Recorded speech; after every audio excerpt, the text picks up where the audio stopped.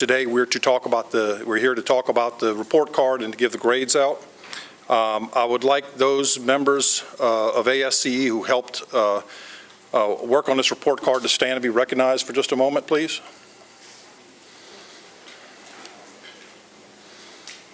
Thank you.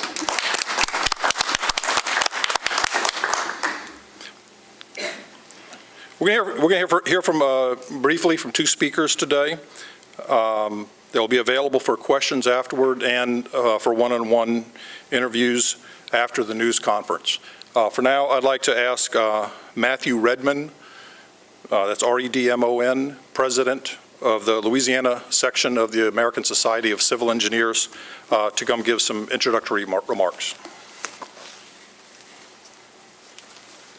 Hello, good afternoon, everyone. My name is Matthew Redmon. I'm a civil engineer in Shreveport. I'm also the president of the Louisiana section of American Society of Civil Engineers.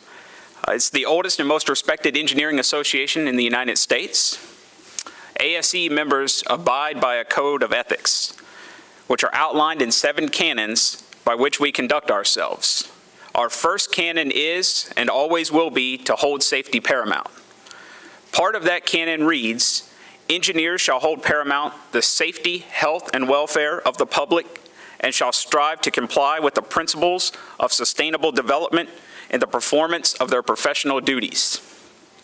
Similar language is found in the Louisiana Revised Statute governing professional engineers. Today, we are fulfilling our duty as civil engineers and professional engineers by presenting the 2017 report card for Louisiana's infrastructure.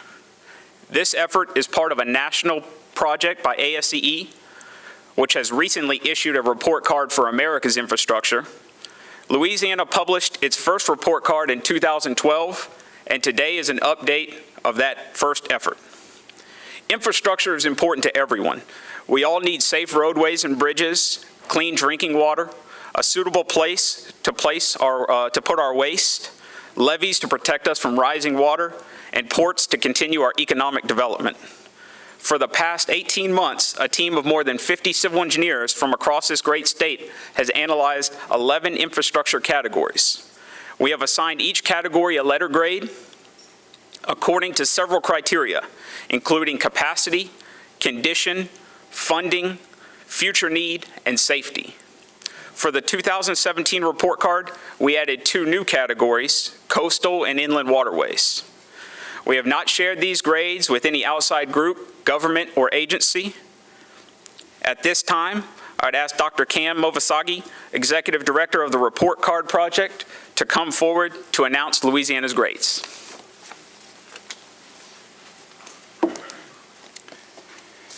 Thank you, Matt. At occasions like this, it is customary to start the presentation with a phrase such as, "It is my pleasure" or "my honor." Today, I stand before you and declare it is neither my pleasure or my honor to state that Louisiana's infrastructure has been assigned a grade of D+. The grade of D+ is an average of 11 infrastructure categories we have studied. Those categories and their grades are aviation, a C; bridges, a D+; coastal, a D+; dams, a C+; drinking water, a D-; inland waterways, a D-; levees, a C; ports, a C-; roads, a D; solid waste, a C+; and wastewater, a C-.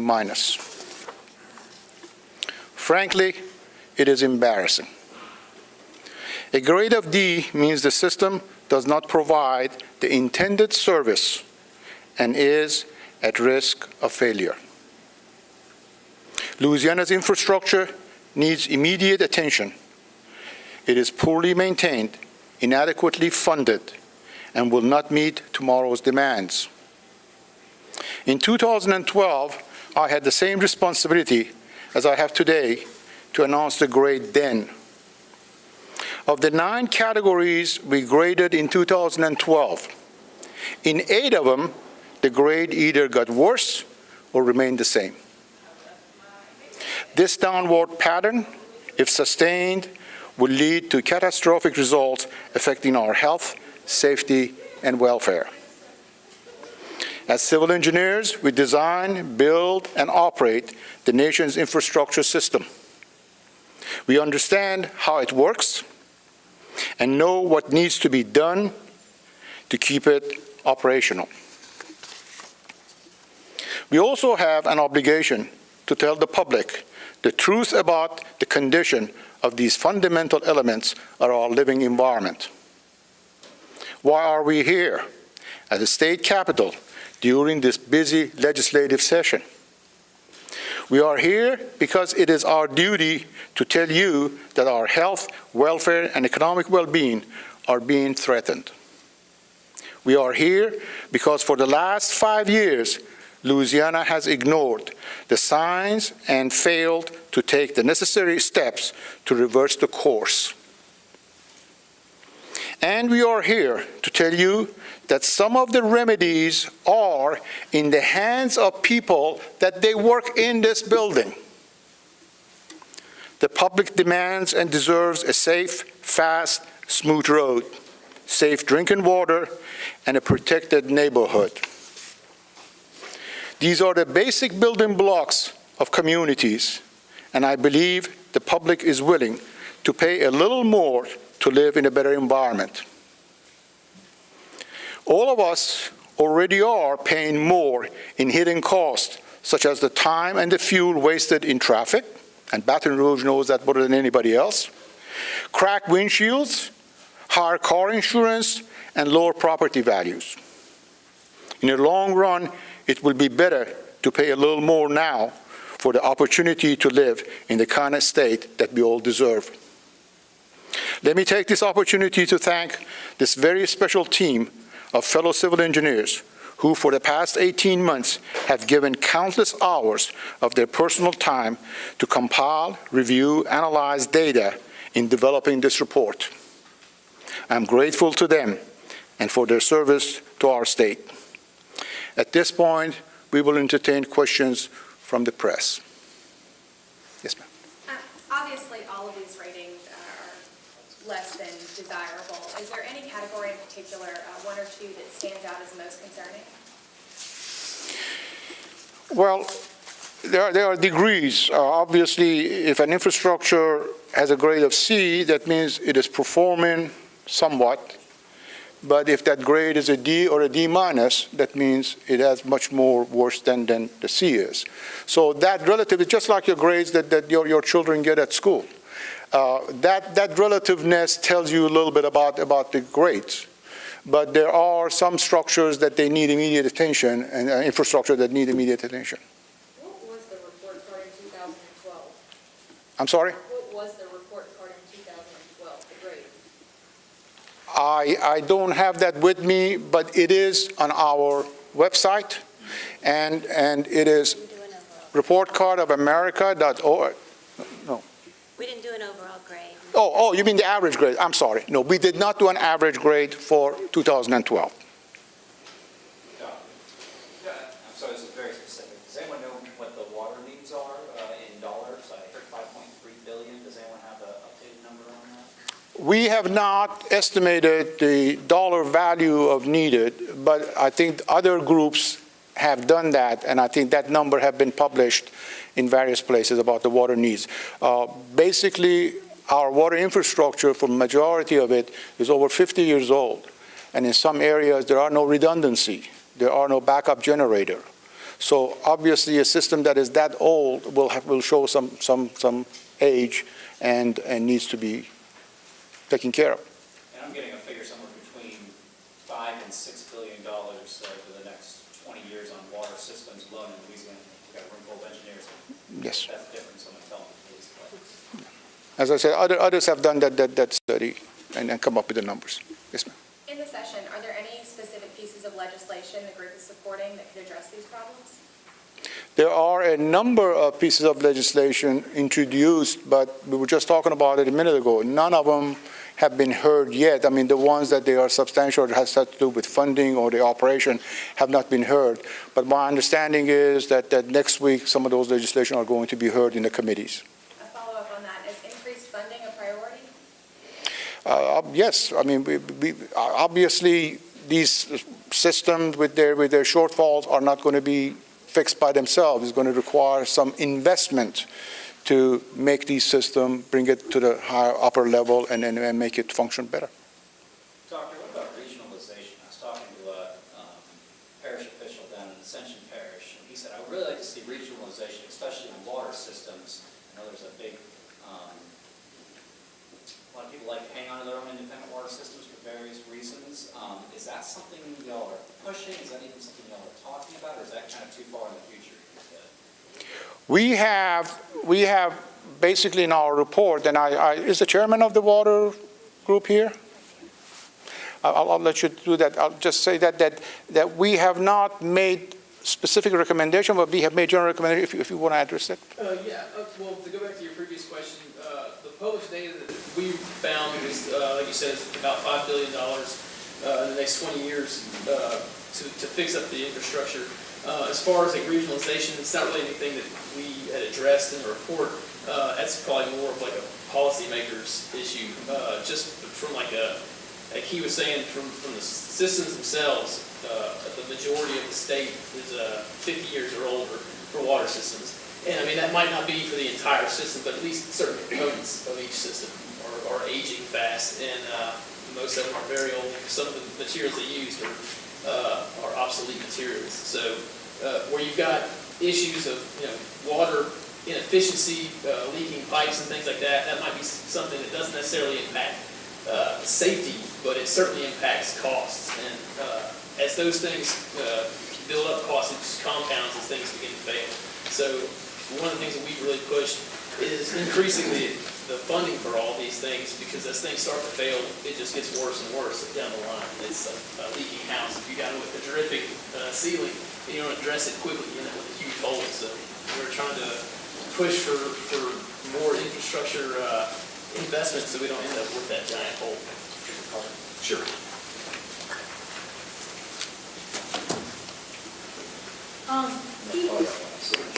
DOTD says they do not have any money to even work on the backlog that they have, which is very, very large. What do you say to that? Well, I'm pleased to see the secretary and the deputy secretary both here, and I'll turn that question to the secretary if he would like to address. Mr. Secretary? We just spoke about that 2 days ago. Yeah. How's it going? Pretty good. Walking at the Good to right see you. time. I don't know if it's the right time. I'm just looking at the report card. So thank you for the question. You make a very good statement about us not having the funds for the backlog. And I will tell you that is not to be construed as we don't have money to spend on infrastructure. The problem is we don't have enough to spend on infrastructure. If you look at the backlog, when I became secretary, we had $12.7 billion in a year, and a couple of months later, we're at $13.1 billion. And what that tells me is that we're investing in our infrastructure at a much slower rate than the rate of deterioration that results in the C's and D's that you see on this report card. So the dollars that the citizens have given us in terms of the 16 cents is valuable. It's worth less than what we would want to spend. And part of that backlog has to do with capacity needs. And because of the nature of infrastructure and being preservation only at this point, for the most part, that speaks to the lack of resources that we would have to invest in our transportation system. As the secretary of DOTD, what is your response to this report card? I should have read the email before when Jane sent it to me. No. Well, I tell you, I understand why it is what it is. We've absolutely earned the grades that you see here. And as a result of the decades of disinvestment, as a result of the erosion of the gas tax, I would not expect anything less than this, because you get what you pay for, and unfortunately you pay for what you get. And in this case, we're seeing the results of that being C's and D's as opposed to the A's and B's that we all expect our children to bring home. And I would love to stand here as secretary and tell you we've got A's and B's, but we don't. And I can tell you why. We've not invested the way we should be investing in infrastructure, not because of the inability to do that or the inability to identify those projects, but because of a lack of resources. We can by far do more than what we're doing today. We have the capacity, we have the industry here with us to be able to do that. We just don't have the dollars to award a project, perhaps, that would make the differences that we would need to make to see these grades improve. And these grades, I will tell you, are a result of multiple years. They didn't happen overnight. We didn't assume leadership in this administration when everything was an A. We inherited a system that had been neglected over time, not because people intentionally did that, and it's not to be critical of any previous administration or secretaries. It's just to say the reality is we got this way over time because we allowed it to get this way. Sean, I'm sorry. Last one. We spoke a few days ago, and you were telling me that you really need this gas tax to pass. Can you talk about that? And then number two, even if that does pass, will that take care of all the needs? It will not take care of all the needs because we've said before, and the task force has said, the needs are far greater than the resources that we can afford right now. But the real reality for us, or the cliff that we're looking at, is our ability to manage the resources we have today. As I stand here, we receive about $700 million from the federal government on an annual basis as a result of a formula that comes to Louisiana by intentional design. Without the ability to match those funds, they slowly begin to disappear. And that slowly has now become a quick disappearing act. And that disappearing act will happen as early as late as 2019, and it could be earlier if the Trump administration is successful in their infrastructure package, and I hope they are. And I hope that Louisiana can be an active player in that field. We may not be able to meet all of our match for that special initiative as well as our regular formula program. And that would be a travesty. We have historically, since I've been at the department and every year prior to that, earned the ability to get what's called August redistribution, which is we have the ability to match additional funds that other states have not been able to. For the first time, and I pray that this does not happen on my watch as secretary, for the first time, we may be in a position of giving funds to Texas and Mississippi and Arkansas and Alabama, other states that are serious about infrastructure and investing. Most recently, Tennessee just passed a gas tax that they're sending to the governor's desk. They could be the recipients of the dollars that you as a taxpayer are paying here in Louisiana that's now going to another state because we don't have the dollars to make our match. That's my first and foremost concern, in addition to the issues of bridge safety, because when a bridge is down and you've got 55,000 cars a day crossing it, we were having to spend $2 to $3, maybe $4 million making an emergency repair, and that's what we do in our business. We believe in safety and we believe in multimodal benefits of what we do. And so to spend the money to restore that bridge, it's coming from another project that I planned, and that's a concern for us because our bridges are aging at a much more rapid rate to the point where we've got 12,000 bridges. Several hundred of them are posted and need attention sooner than later. And I've closed 21 this year alone as secretary. And that is my concern, public safety and being able to manage the resources that we get today. So the ASC has a really great website that you can go and you can look at infrastructure needs in each and every state. And I can already hear the critics say, you know, we say we've got bad grades here, but if you look at the needs in Texas or other small states, they're so much bigger in some areas. Put this in perspective, I suppose, because it doesn't look like in dollar amounts that our needs are as great as even states that are about the same size. I think it speaks to the nature of our infrastructure, and it speaks to our geography. We have the second largest bridge deck area in the country. Bridges are disproportionately more expensive to repair and maintain than a road. As a result of that, you can't necessarily compare me to Texas that may not have as many bridges and may have more roads than we do. Some states don't have the responsibilities that we have in terms of multimodal assets and connectors. Other states may not have the requirement and the need to move as much freight as we do on our interstates in and out of the world-class port system that we are fighting to maintain. And so it may not be apples to apples when you look at other states, but I will tell you, more importantly, very soon you're going to hear some statistics come out from the task force on infrastructure investment that the governor created that will share with you that overall investment, we're 50th. When you look at the other states, with Tennessee, have invested in their infrastructure system more recently than Louisiana, where there are only 5 other states that have not adjusted their gas tax in nearly 3 decades, nearly 30 years. Not to mention the fact that 56% of the value of that gas tax has eroded. And so the myth that you're spending 20 cents per gallon here is not necessarily accurate, because 4 cents of that is obligated to the debt service for the time program that we have to do, and we have to meet that. And that gives you that 16 cents, that's worth about 7. And getting back to that time debt, we're spending almost a penny to make that debt whole. And so we're not apples to apples when you compare us, and I think the grades are one way of looking at the condition of the infrastructure, and that's what this independent group has looked at and said to us, based on the infrastructure alone, here is what your performance level is. And that is a guide for us in terms of what we should be doing in the state if we expect more. Sean or Kim, the 2012 report didn't seem to have an impact on the legislature. Why do you think this one will, and particularly with gas tax increases and other bills in the mix? I'll go to the elder statesman first. Well, that's exactly the point. Since 2012, and the grades weren't any better than this, as I mentioned, we haven't done much.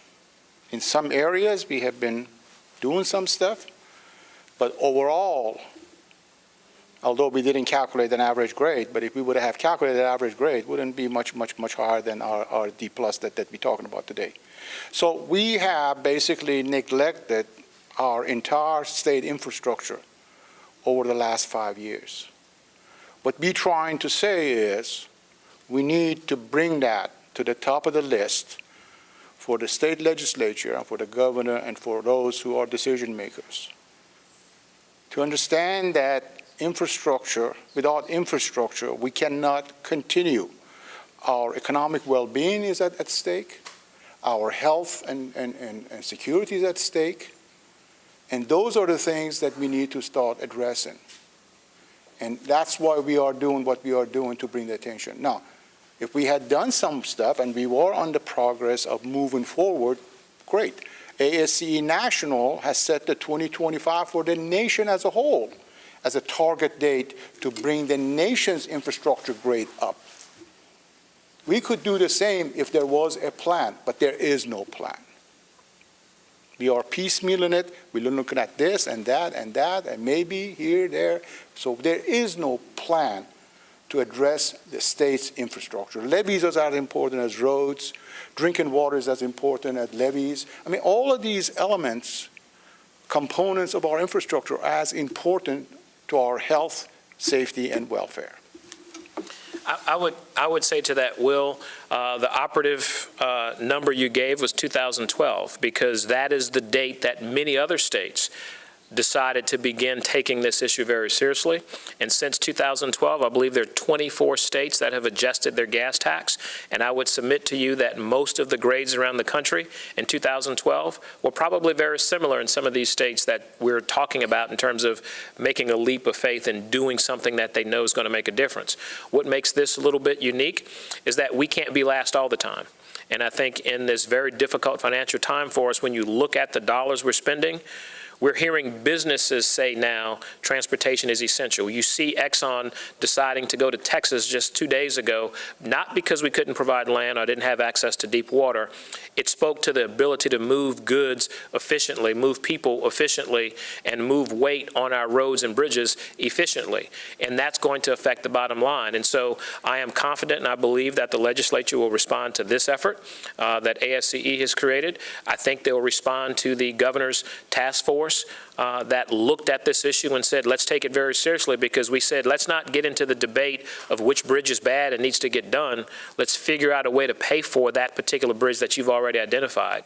And so it's my hope and my prayer that they will look at this data and take action, because failure to act now, I think, will only result in lower grades in the future years on this watch for those people that are making decisions today. And I think personally that that's unacceptable. In this report, I know there are reports on other states. How does Louisiana compare to those states? I mean, is there a ranking? Do y'all know kind of where we fall compared to other states? Not all states have reports at the same time. different states come up with a report at different years. And obviously, there are some states that did a report in 2013 and some in 2014. So therefore, taking our report in 2015 and comparing to the report that came out in 2012 would not be a fair comparison. And that's why we don't do that. We don't rank them. But certainly, you have access to every state report, which is on the web at the address that you've been provided. So you can go look at all the other states and see what kind of record. And the criteria for coming up with these grades is constant across the board. So every state and every ASCE section in every state has used the same exact criteria for grading the infrastructure and coming up with the grade. So the grades individually are comparable, but do understand that one grade was in one year and other grades in another year. When it says a D minus for drinking water, is that the water that we're like coming out of the faucet, or what kind of water are we talking about here? We're talking about the water that's coming out of the faucet, the public water, yes.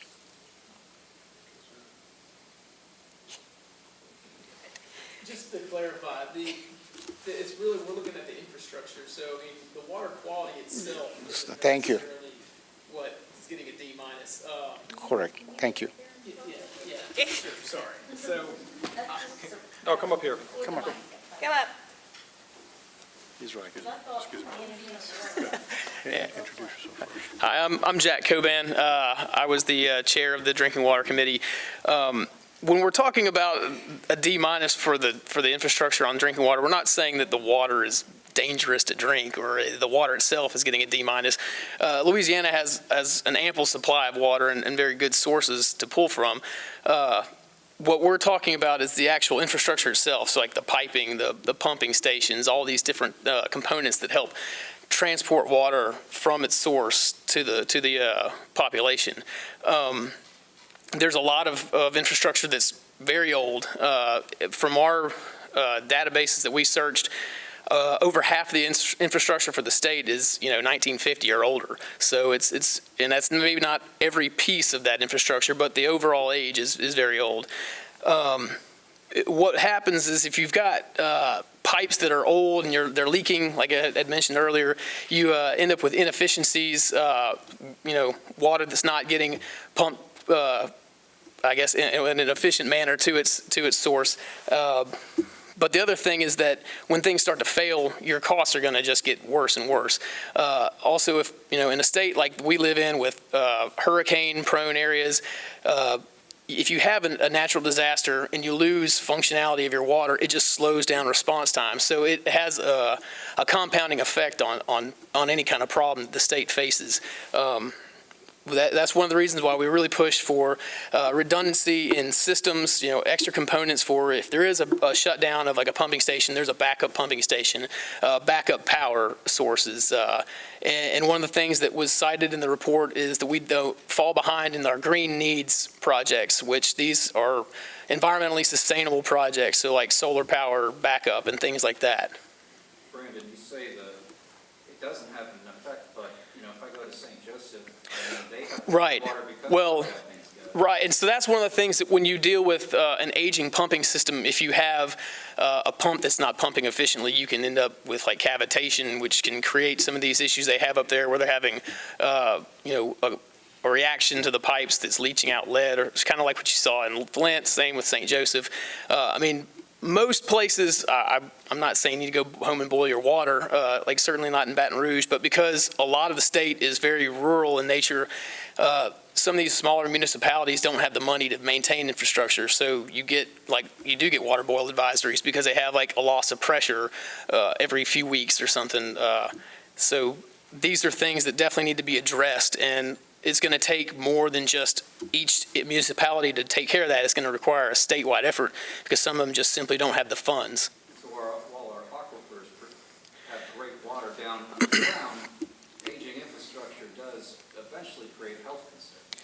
It can, yes, it can. And aquifer water is not immune to problems either. Most of the state has wellhead protection plans, like about 70%.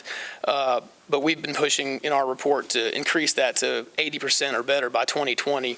or I believe it's 2025, actually. But it's something that is in place right now, all these aquifer-based water systems. But these are just kind of things. It's just, we need to have strong planning, strong funding, and, try to repair what's broken and update the system before costs skyrocket into bigger costs. We were here to present our 2015 report card. American Society of Civil Engineers, 2017, where am I? 2017 report card. American Society of Civil Engineers every 5 years publish a report card where they collect data, they analyze data about the various infrastructure components such as roads, bridges, drinking water, wastewater, so far and so on.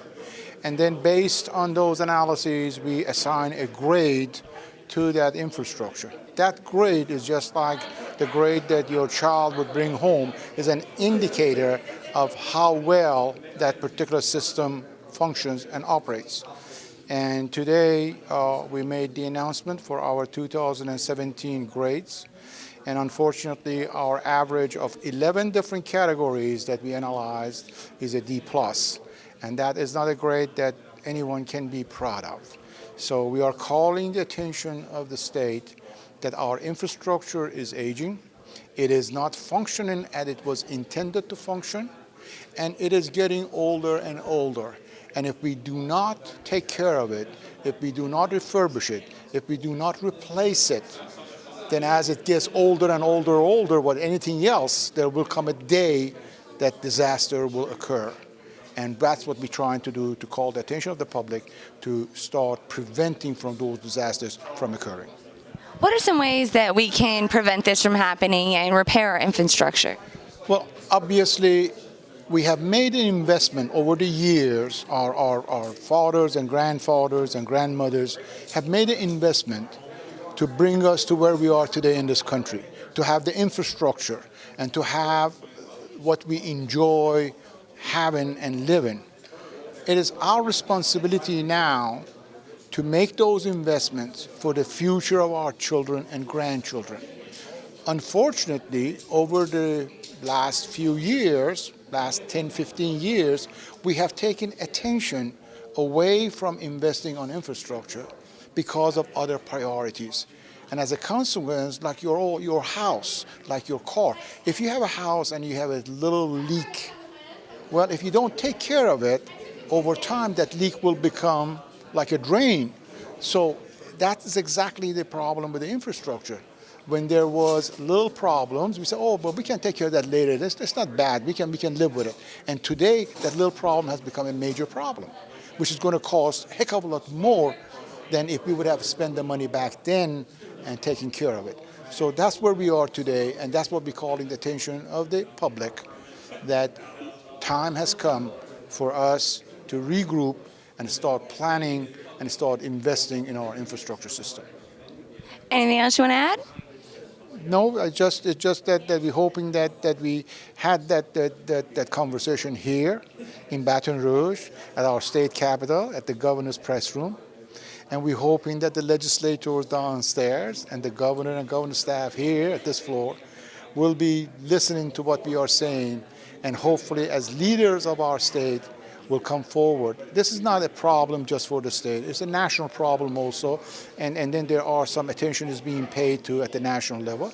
It is a local problem also. So at the local level, in your own little town, in your own little neighborhood, that you need to start talking about what are the issues and how we can resolve it, how we can do it. So it's at all levels of government that we're going to have to start paying attention and start looking at where we need to invest, how we need to invest, and invest wisely to be able to take care of the needs that there are. Well, I think when you look at this long list of not so impressive grades, the first thing that comes to mind is that we've earned these grades. We've earned these grades because we've not invested in infrastructure the way we should, not because we don't know where the projects are and the type of work that we need to do. We've not taken the seriousness of making an investment to prevent it from getting any worse. And without an additional revenue source, these grades will continue to drop down and give us more D-minuses, eventually causing us to have a failing system in the state of Louisiana. And that's unacceptable for businesses, it's unacceptable for families, and it's unacceptable for us as a department, but it's the deal we have and it's the deck of cards we've been dealt. Okay, we know that the gasoline tax is really the primary means of funding our state transportation infrastructure. There's a move to raise that state gasoline tax. Tell us where Louisiana is in relation to other states, and how much does the average citizen pay in taxes every year to support our state infrastructure? Well, first and foremost, I will tell you, many other states are spending far more money than just their gas tax. Louisiana ranks nearly at the bottom, almost dead last in terms of overall investment.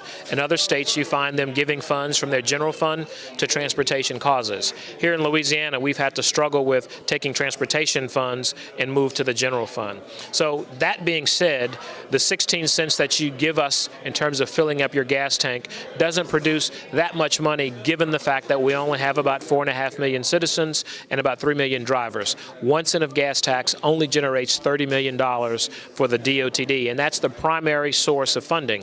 That does not address the growth that we've seen in the benefits. We've had relatively flat salaries, and the cost of doing business has also increased. Not to mention the responsibilities of the department has drastically increased given the natural disasters that this state is unfortunately prone to. All right. So responsibilities have increased, the need is greater, and of course there's always some resistance all the time, anytime when you talk about raising revenue.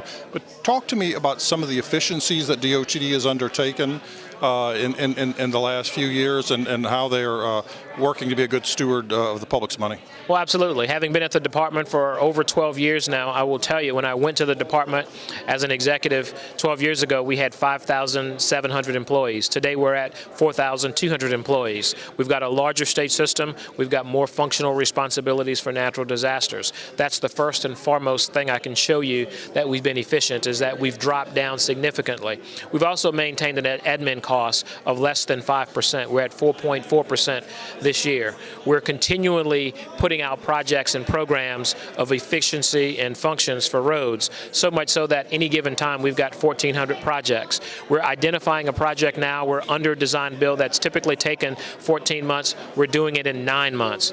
All at the same time, not receiving additional dollars, receiving constant audits, both from the legislative audit, as well as the state's internal auditor that's at the Department of Transportation, without any waste, fraud, and abuse, to the point that we're wasting public dollars. The growth we're seeing are things that we cannot control. The roads we build are all voted on by the legislature. The projects that we funded in the TIME program were voted on by the people. We are doing what the citizens have asked us to do. And just one last question. You had mentioned earlier that since you've taken, or at least this year, just this calendar year alone, you've already closed close to 24 bridges. Talk to us about our bridges and what's happening with our bridges. Why are so many bridges being closed? Well, I will tell you, most of the bridges in this state, we've got 12,000 bridges, perhaps more than the vast majority of the states around the country, because we've been blessed with nature and a natural environment that requires bridges. Most of the bridges we have are all beyond their lifespan in terms of their functional utility or their efficiency. We have 12,000 bridges. Many of them were built at the same time as a part of the WPA and other major programmatic efforts, and they're going to age out. Much like the baby boomers are all cascading, our bridges are doing the same thing. Unfortunately, the baby boomers are going to live a much nicer life because of where we are as a country and what they've done for themselves. Our bridges aren't that way, because our vehicles are going to travel more frequently.